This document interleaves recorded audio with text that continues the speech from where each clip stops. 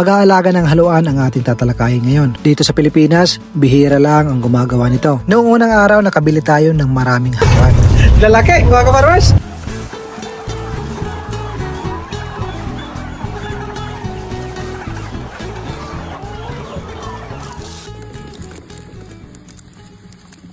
Isang napakagandang araw sa ating lahat mga kaparmers. Welcome na naman muli sa ating YouTube channel. Noong nakaraan araw, nakabili tayo ng maraming haluan. Makikita nyo sa nauna nating video. Nakyurios ako kung sino ang nag-aalaga at saan nanggaling ang binibinta nila na haluan. Tinanong ko yung nagbibinta pero ayaw sabihin. Pero hindi ko tinigilan mga kaparmers. Pinakiusapan ko at sinabi naman. At nang makontak ko ang may-ari ng farm, agad natin itong pinuntahan para maipakita at maka-inspire sa ating mga kapwa kaparmers na gustong subukan ang pag-aalaga ng haluan.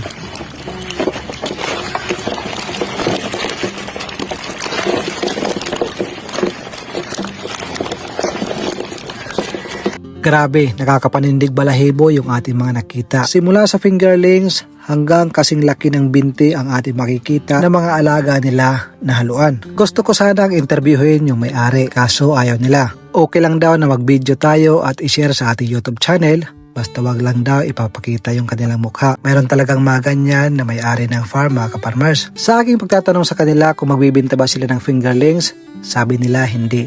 Dahil kinukulang ang kanilang fingerlings. Dahil sa pagdating sa malalaki nila na haluan, yung mga binibinta nila, kinukulang sila mga kaparmers. Kaya kailangan nila ang kanilang fingerlings para palakihin at maibinta na mas mahal sa merkado. Makikita nyo sa nakaraan nating video, ang presyo na ating bibilhin sana ay 300 per kilo. Pero since marami tayong kinuha, ibinigay sa atin ng 250 ang bawat kilo mga kaparmers. At sa atin nakikita napakarami. Pero kulang na kulang ito sa kanilang mga sinusuplayan na mga tindahan, merkado at iba't ibang lugar na kanilang binabagsakan. Dito sa atin sa Pilipinas, kadalasan inaalagaan African hito. Pero alam nyo ba mga kaparmers na mas masarap ang lasa ng haluan. Kaya pagdating sa merkado, palaging nauunang maubos ang haluan mga kaparmers. Para sa ating mga kaparmers na magtatanong, paano ba ito paparamihin? Kung ano ang ginagawa sa African hito, ganon din ang ginagawa sa haluan mga kaparmers. Kaso nga lang, sa una medyo mahirap maghanap ng breeding. Kung laking probinsya kayo o laking bukid, madali lang itong hanapin mga kaparmers. Maraming mga bulwag kung tawagin, yung mga maliliit na haluan na makikita natin sa mga palayan, sa sapa at pati na rin sa ilog. Pag nakatsamba kayo ng 3 grupo, swerte na yun mga kaparmers kasi libo-libo ang laman yan. Kailangan lang natin maingat at hindi tayo maingay dahil mawawala ho yan pag once binulabog nyo ang tubig. Kasi pag napansin ng inahin na haluan na mayroong predators sa kanilang mga fingerlings, agad itong ilalagay sa kanilang bibig. At ilalabas lang yan pag napansin nila na tahimik na. At pag nakahuli na kayo ng fingerlings na marami, ang pagkain nito ay napakadali lang. Pwedeng mga anay, uod na makukuha natin sa mga kahoy. Pwedeng bulate na makukuha natin sa ilalim ng lupa. At kung malapit kayo sa mga bakery, yung mga panis na tinapay, yung mga matatabang, pwede yan ipakain sa ating mga alagang haluan. At kung mayroon tayong budget, pwede natin yan pakainin kung ano ang pinapakain natin sa ating mga alagang tilapia at alagang hito. At pag malalaki na yung ating haluan, pwede natin itong pakainin na mga mahuhuli natin ng mga iba't ibang insekto. Kahit buhay pa mga kaparmers, ilagay lang natin sa ibabaw ng tubig. Kusa nilang kakainin yan. At pagdating naman sa market sa alagang haluan, wala ho tayong problema dahil pinag-aagawan ito pagdating sa merkado. Kahit sa mga gilid lang ng daanan tayo magbinta mga kaparmers, marami ang nakakakilala nito at siguradong masusold out yan. Kaya kung mag-aalaga tayo nito, kahit gaano karami mga kaparmers, wala hong problema pagdating sa market. At wala ho tayong maraming kakompetensya dito dahil pagdating sa merkado, bibihira lang ito makita. Ang ating nakikita mga kaparmers ay kanilang mga harvest. 2 araw akong pumunta doon para makita natin ang kanilang pag-harvest mga kaparmers. Ang haluan mga kaparmers ay napakatibay. Kahit ilang oras na nawala sa tubig, nananatiling buhay ang mga isda na ito. Dito sa atin may iba't ibang pangalan ito mga kaparmers. Turubay, haluan, turungaw, yung mga tawag dito. Ito rin ang tinatawag na turagsoy mga kaparmers. Sa inyong lugar mga kaparmers, ano ba ang tawag dito? Sa dami ng kanilang harvest, kulang pa ito dahil 5 lang ang tindahan na pwede nitong bagsakan. Pero marami silang mga tindahan na nag-aagawan sa pagkukuha dito. Paunahan mga kaparmers. Ang problema lang dito sa paglilinis, lalo na pag malaki na. Medyo mahirap mga kaparmers, medyo may katigasan ang kanyang mga kaliskis.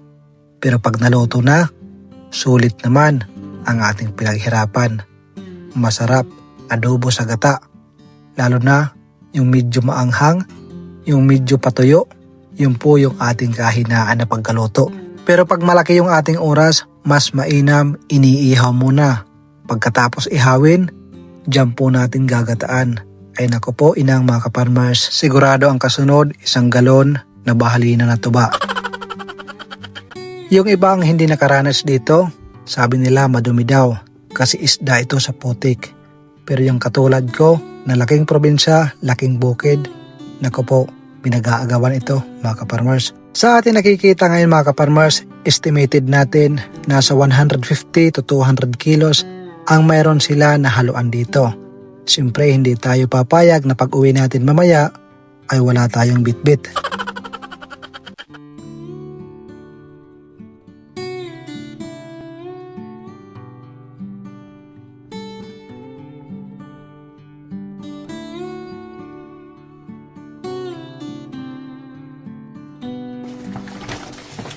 Sa atin nakita mga kaparmers, hindi na kailangan ng fish pond. Hindi na kailangan ng parang isang malaking palayan para mag-alaga ng haluan. Parang hito din ang kanilang pag-aalaga. Meron silang concrete pond at meron tayo nakita na mayroong lining pond. Pero paalala lang sa lahat mga kaparmers, pag nag-alaga tayo ng haluan, kailangan kasing laki ang bawat nasa loob ng pond. Hindi pwedeng paghaluin yung malaki at maliit. Kasi siguradong kakainin yan ng mga malalaki yung mga maliliit na haluan. Halos magkatulad din ito sa pag-aalaga ng palaka. Bawal paghaluin yung malalaki at maliliit. Dahil kapwa nila, kakainin nila mga kaparmers. Kaya bawat isang pond, dapat magkapareho ang edad. Hindi pwedeng paghaluin yung mga matatanda. At pag marami na tayong alaga na haluan, kailangan nakahiwalay ang ating mga breeders.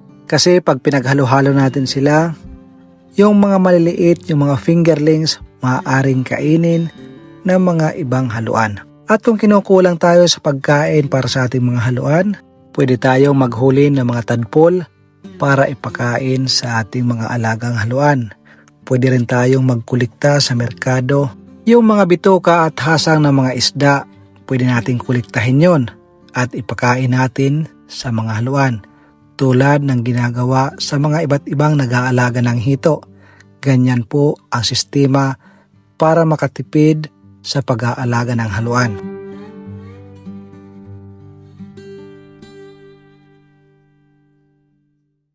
At para naman sa ating mga kaparmers, kung kayo naman ay nagtatanong kung ilang months pwedeng i-harvest ang ating mga haluan. 4 months to 5 months pwede na natin pakinabangan o maibenta yung ating mga haluan. Pero mas mainam kung papaabutin natin lampas 6 months mga kaparmers para siguradong malalaki at mabigat ang timbang ng ating mga haluan. Sa ganyang paraan, mas malaki ang ating kikitain. Ang paghahanap ng fingerlings ng haluan ay medyo mahirap. Pero madali lang yan kung gagamitan natin ng salapi mga kaparmers. Kung tsabahin natin yung mga taga-probinsya, malapit sa palayan, malapit sa sapa, sanay sa mga bukid, sigurado yan magagaling yan manghuli ng fingerlings ng haluan at saka doon mo sila bibilhin. At ang kagandahan, medyo mura ang iyong mabibili, lalo na pag wala silang idea sa ganitong negosyo mga kaparmers. Paalala lang sa ating lahat mga kaparmers, hindi po sila nagbibinta ng fingerlings dahil nga kinukulang ang kanilang supply. Sa susunod babalikan natin sila. Kasi ang pinag-usapan namin, sabi ko maraming naghahanap ng fingerlings ng haluan. Sabi nila, susubukan nilang palawakin ang kanilang supply. Baka makapagbenta sila ng fingerlings mga kaparmers. Kaya i-update ko kayo sa susunod natin na pag-visit sa kanilang haluan farm. So paano mga kaparmers, kung mayroon kayong katanungan, maaari kayong makapag-comment sa ating comment section. At para naman sa ating mga kaparmers na bago pa lang napadaan sa ating YouTube channel, napakasarap po sa pakiramdam kung kayo po ay magsusubscribe at ibabahagi nyo ang inyong video na nakita. Maraming salamat sa inyong lahat mga kaparmers. God bless po sa inyo at lalo na sa inyong mga mahal sa buhay. Mabuhay po kayo mga kaparmers.